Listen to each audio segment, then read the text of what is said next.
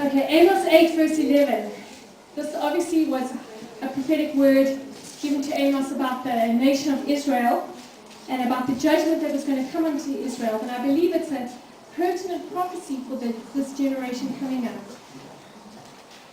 He says in verse 11, "The days are coming, declares the sovereign Lord, when I will send a famine through the land, not a famine of food or a thirst for water, but a famine of hearing the words of the Lord. Men will stagger from sea to sea and wander from north to east, searching for the word of the Lord, but they will not find it."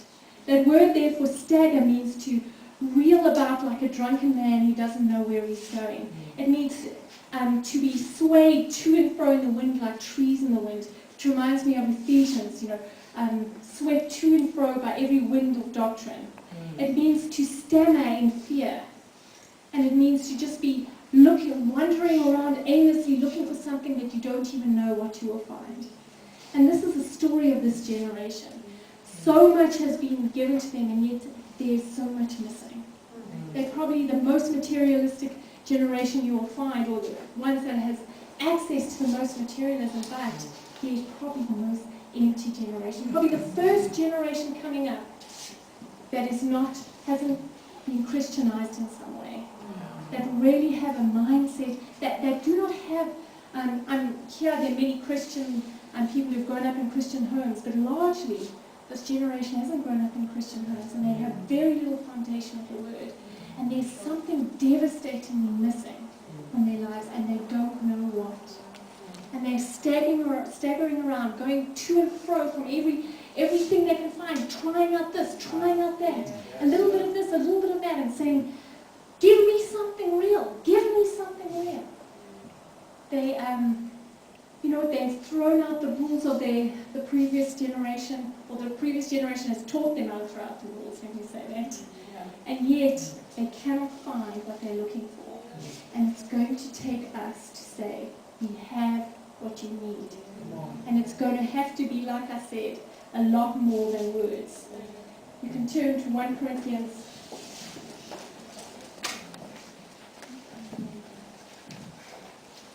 I read in my notes on the way here, praise God for that. God is merciful. He knew I wouldn't have a podium to read them.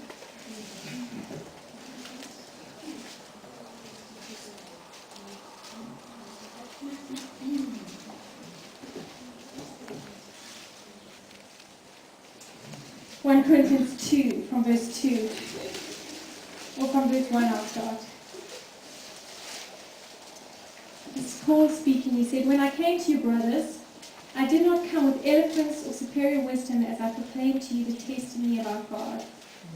For I resolved," that means I decided, I purposely went ahead and did this. "I resolved to know nothing while I was with you, except Jesus Christ and Him crucified. I came to you in weakness and fear and with much trembling.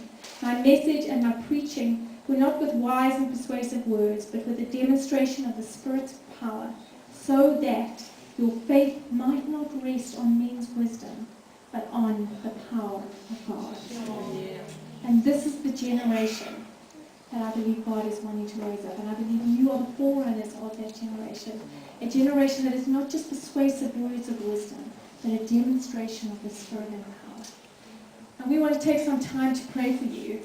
But I just want to share some testimonies, and I'm going to have to get my notes for that because I can't remember them all.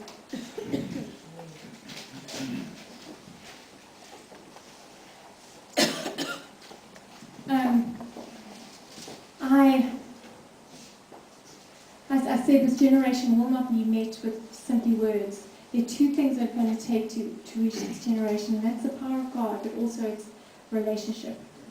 If we cannot give them those two, we cannot have them. And I believe God is saying to us that this generation is so precious that He will only hand it to those who really want it, those who will take care of it well.